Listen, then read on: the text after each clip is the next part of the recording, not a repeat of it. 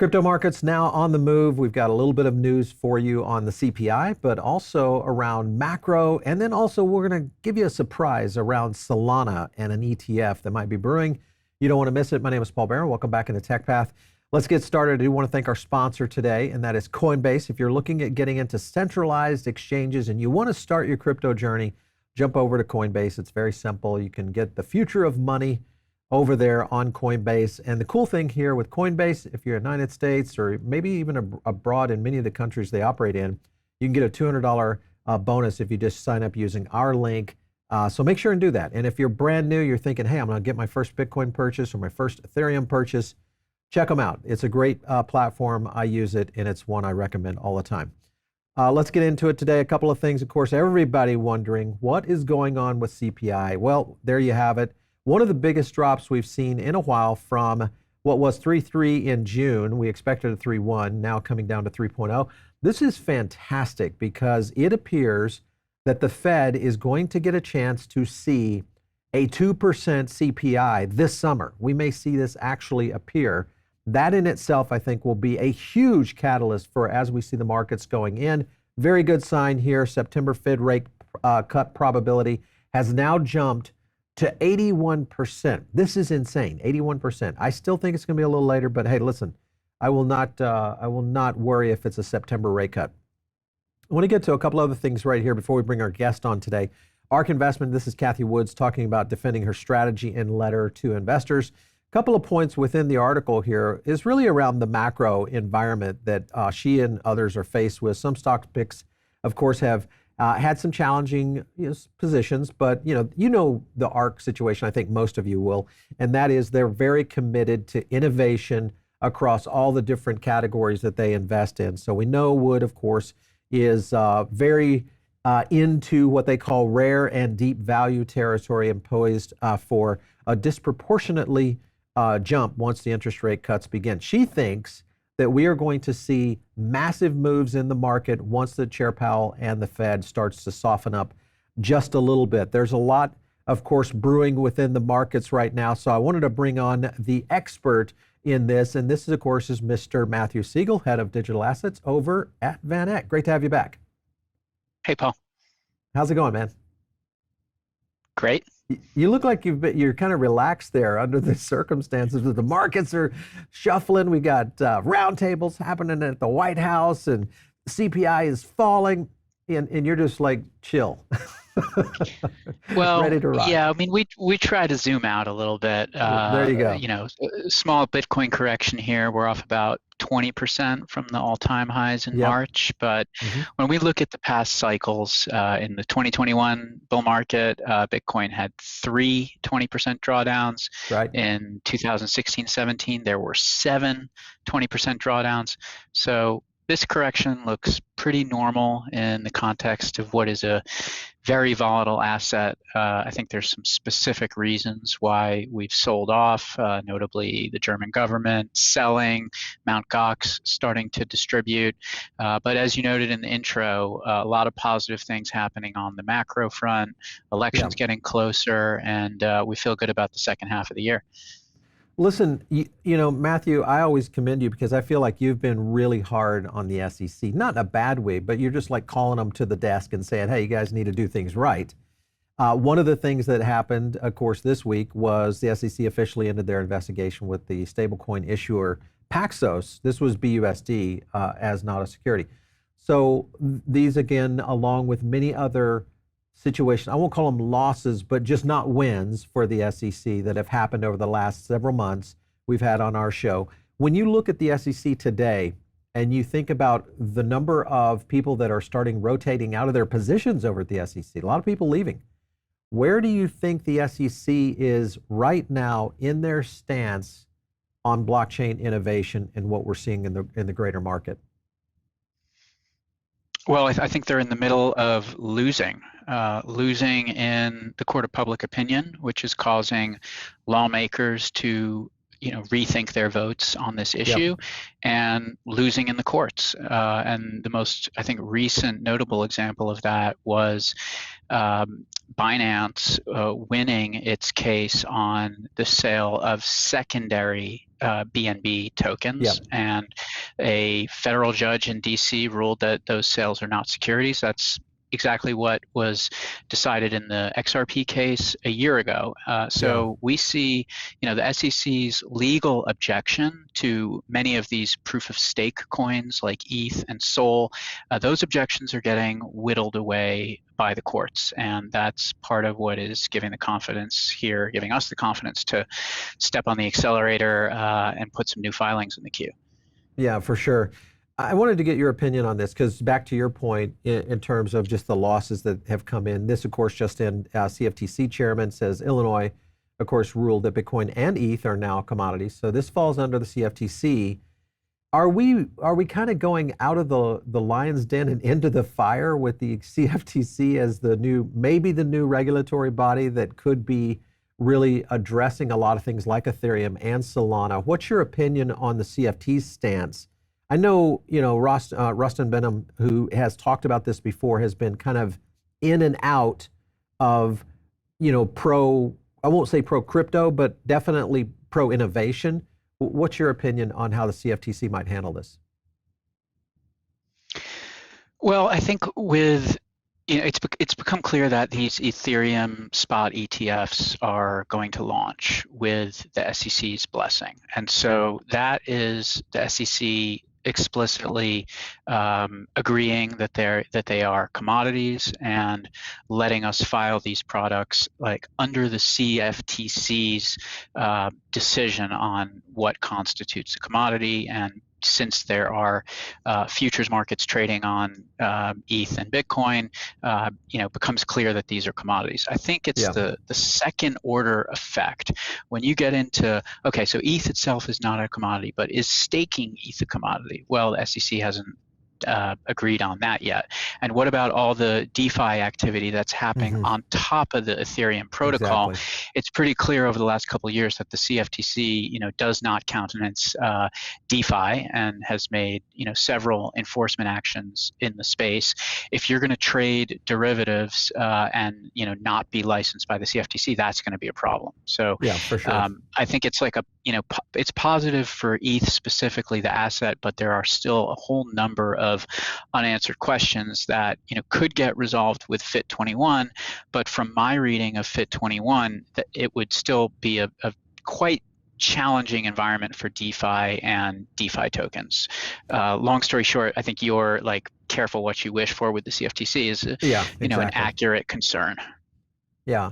That is a kind of a concern of mine. Anytime we have these regulatory bodies, even though we have seen Chevron deference kind of get pulled back, so the overreach may start to get a little bit more aligned, even though I think still the clarity, back to your point, is it could slow things down from a clarity standpoint, because now you've got Congress that is going to have to be making a lot of these much more clear renderings of their laws so that it can be read by courts, as opposed to basically deferring to these agencies to make the rules up. So definitely agree with you there. Here's Nate Garassi. He's jumping in. He says, this is in reference to the ETH ETF, as to whether or not July 18th could be the day, because everybody's looking at a date here. And if you can look at what's happening with the Grayscale Ethereum, the mini trust, and they're moving some ETH around, does this give you any indication that we might see this ETH ETF actually launch on July 18th or close to? I'm not sure that it says much about the date that these will trade. I think the bigger news here is that Grayscale, recognizes that the GBTC outflows after the Bitcoin ETF launches were pretty disorderly, right? They lost like 2/3 of their assets in a matter of weeks. And one way to ring fence some of their client assets is by pledging a portion of the Ethereum inside of ETHE into their new spot Ethereum structure. So I thought that was a modest positive that the market may not see as much ETHE selling as before Grayscale announced this, but not going to make a call on which Yeah, day date. the Yeah, products for sure. trade exactly. Yeah. I understand. Hey, we've got FUD here. ETH outflows or E outflows with the ETF launch very likely overblown.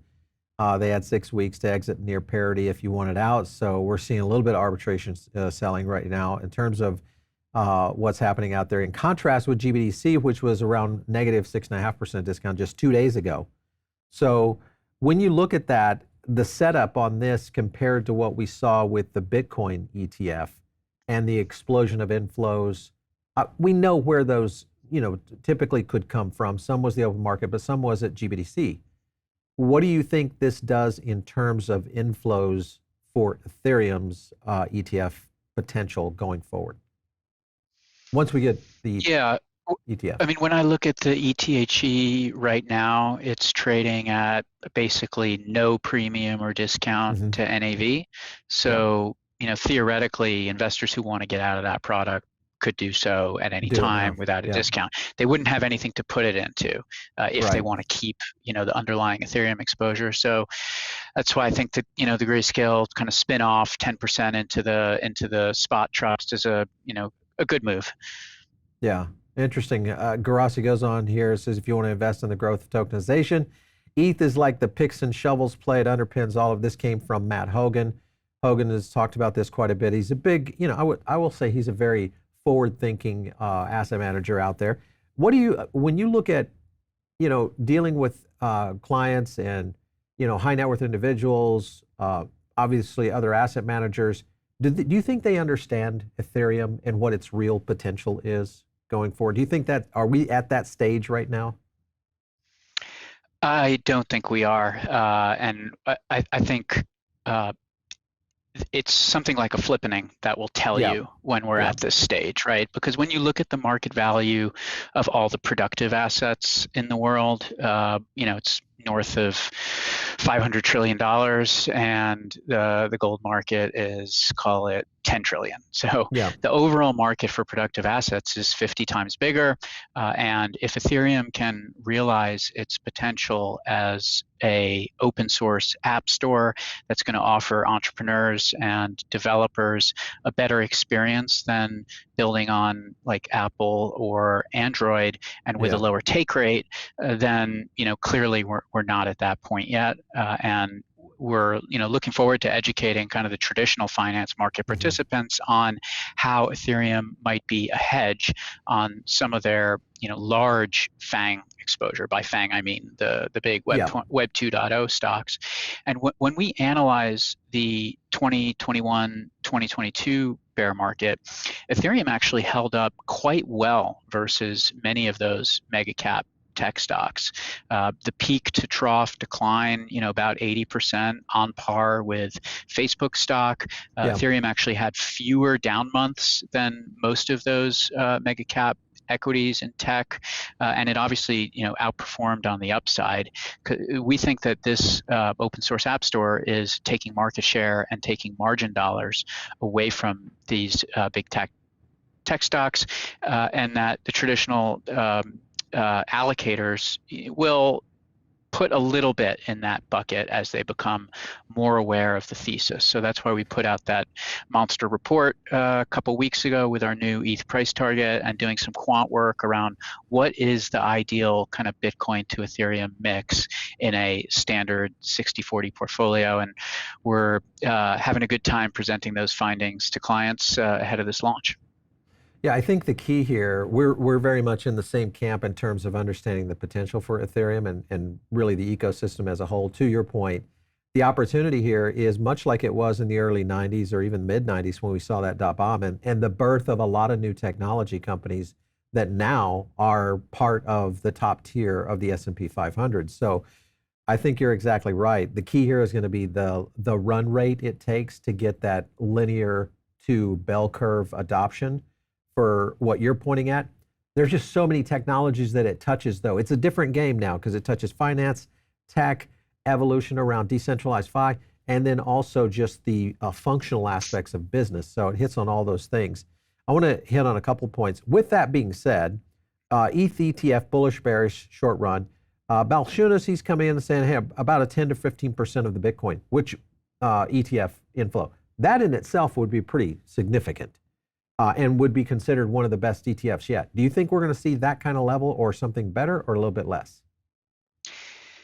So we're saying 20% of the Bitcoin ETF AUM within 12 months.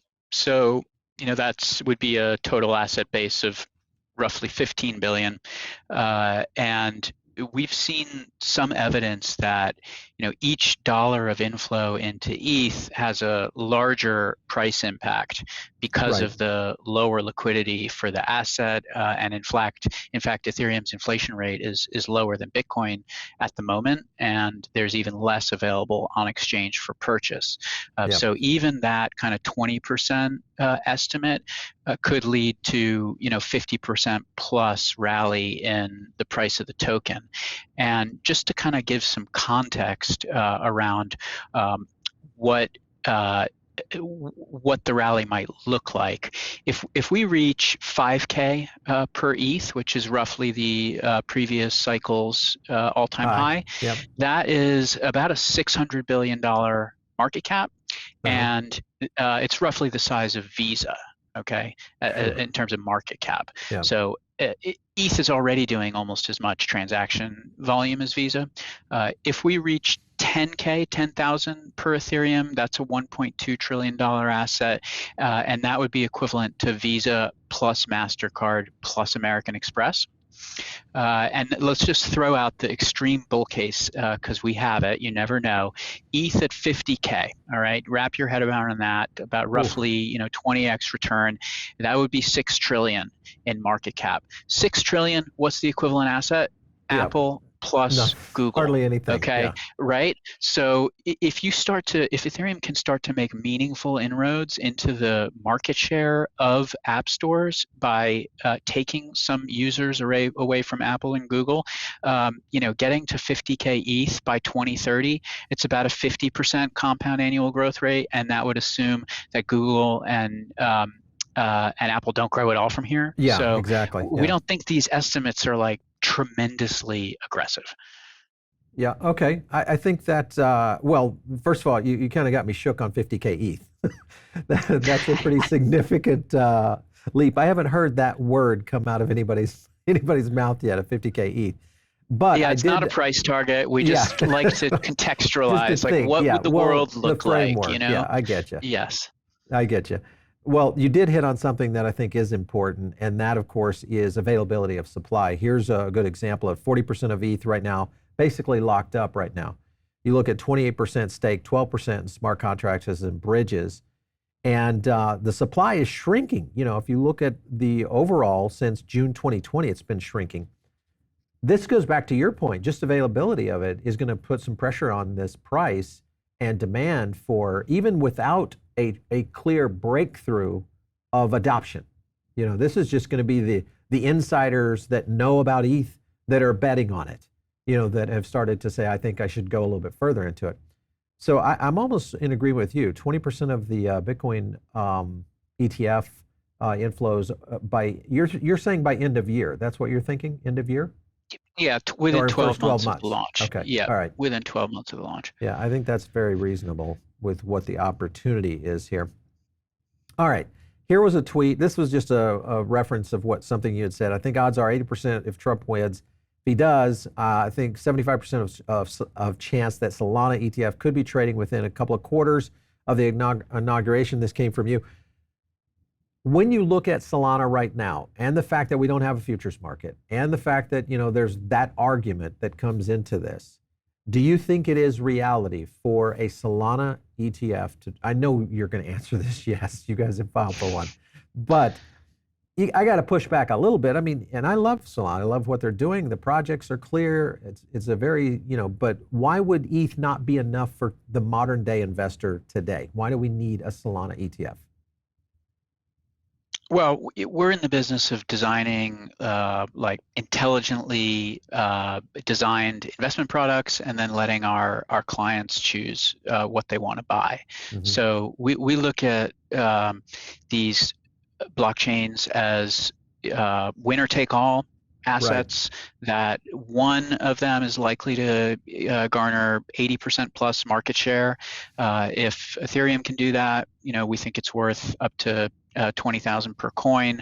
If Solana can do that, starting from a much lower base, then the upside is going to be that much larger. So that's basically the bet, is let the client decide. And as it pertains to the regulatory backdrop, this requirement that an asset underlying an ETF has to have a futures market, a regulated futures market of significant size. We think that that is a Gensler psyop. The Okay. SEC has never had such a strict reading of those rules until he launched. And we can point to several other asset classes like shipping, electricity, Hmm. uranium, where there have been ETFs in the past, but even if there were a regulated futures market, it wasn't a meaningful contributor to price Okay. formation. Yeah. Even the oil market, look at the difference between Brent, WTI. There's all these different flavors of the oil market. The ETF doesn't require that each one pertain to a specific futures contract. We just think that they're being too strict in the reading of the law, and we look forward to a different administration and different SEC chair being more amenable to that interpretation. Well, I think you're correct. If we do get a different administration, it's probably going to change things quite dramatically in terms of innovation and people that are looking for, especially financial instruments such as ETFs. Definitely an opportunity here. I want to jump over to something that's happening in the NFT side of things. This is, of course, U.S. courts decide if NFTs are securities. This comes on the DraftKings case going to trial. Within this article from AI Coin, but this came over from Decrypt, there was a statement that you made uh, that you wrote about the significance of NFTs, companies like DraftKings, 5% of earnings. But then you went on to say that, an NFT, this is set to generate like 70 million in high margin revenue, boost EBITDA, et cetera. Obviously, there's some big opportunity here for companies that really understand how to move in this direction around brand IP going on chain, like what DraftKings has been able to do. How big of a court decision is this for the NFT market right now? Yeah, I mean, let's take a step back and just look at year to date, right? What's happened to NFC sales is that they're down 63%.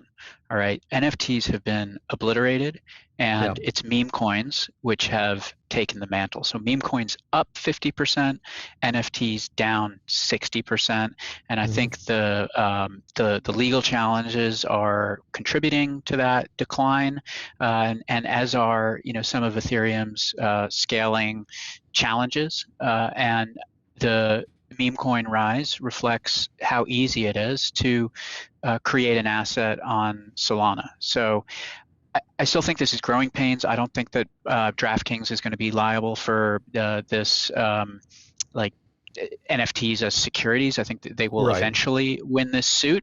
And if you look at the Coinbase state of blockchain that they just released, they had a Hmm. study on the percentage of Fortune 100 companies that are building on chain, and that hit an all-time high. Yeah. So, DraftKings has kind of company specific issues, I think, that relate to the fact that they are a gambling platform anyway. Yeah. Uh, I don't think it's going to be a meaningful have a meaningful impact on their business. Things that are moving back to these cyclical scenarios. One thing that has been in the news quite a bit, especially around the elections, is what Polymarket has been doing. These are these predictive platforms. Have you been following this, Matthew? Yeah, it's now the most liquid place to make That a is political bet is crazy. on Polymarket. Yeah. It's I mean, that crazy. that was helped by regulation too, right? Because the Yep. CFTC tried to shut down some of these prediction markets and failed, and I think that was what opened up Polymarket to some of this viral growth.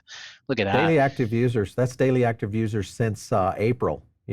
explosion. This is only going to get, I think, get more relevant because of just what's happening in the elections. We got 4 months now to November, so likelihood is we'll see a lot more activity there. Do you think this has a future in kind of taking over the at least the gambling scene? Because you've got ESPN Bet out there, DraftKings, many others that are kind of gone in this direction, and now what is an on-chain solution that seems to be showcasing its ability? I think it'll be a tougher competitive environment in sports because of the partnerships between Right. the gaming platforms and the leagues and teams themselves, and that requires a degree of like centralized marketing, which the crypto projects don't have. So kind of specific event-driven betting, political betting, it's historically been a pretty small market relative to sports. I hope I'm wrong. I hope one of these crypto projects can gain a lot of market share in sports, but right now it takes a lot of dollars to compete in that market, and DraftKings and the FanDuels Yeah. like have those marketing dollars. The crypto projects at the moment don't. Well, I mean, on the political side, yes, I think there's a huge opportunity there. But I also, you even look at, the scenario around trueflation, also predictive markets, looking at variations on that, along with many other industries. I could see this outside the sports betting arena and getting into all things, whether it's fashion, oil, outside sports, maybe into companies, all sorts of, scenarios and angles that could play into this. So it's definitely one to keep an eye on. What can you tell me, anything new about your filing for the Solana ETF that you guys can share? What's your current state right now of the ETF filing itself? Yeah, so our exchange partner, the Chicago Board of Exchange, CBOE, filed our 19B4, which is one of the required filings, a couple days ago. That will get entered into the Federal Registry within the next week or so, and that will start the 240-day clock that the SEC will have to either approve or deny our application.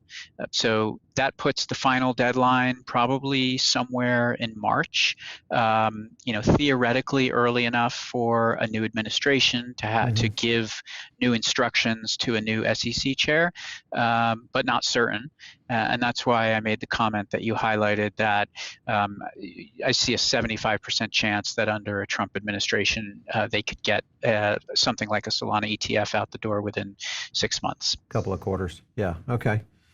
Man, there's a lot happening right now. I don't know. We have a hard time keeping trace of this. Whether you look at the political landscape, what's happening on the macro side, then you look at the project changes that are happening out there, whether it's Ethereum, ETHCC revealed so much this week. It just is crazy how busy the markets are right now around digital assets. So always fun having you on the show, Mathew. Thank you so much for coming in today. We appreciate it. See you soon, Paul. All right. Take care. All right, you guys, if you're not over in the Diamond Circle, make sure and just visit our website. Just go over to paulbaronnetwork.com. You can jump in and be a part of the Diamond Circle, and it's very easy to get in there. It's just an email. That's all you have to do. You can also jump into our Airdrop Summer program. That's our own loyalty program that works with PBN memberships, so check that out. But best of all, you're going to get additional content inside our own private community over there, so you've got a whole forum that you can chat with other users. All that good stuff is available right there at paulbaronnetwork.com, and be part of that. Of course, if you're out there on X, just follow me there at Paul Barron. I'll catch you next time right here on TechPath.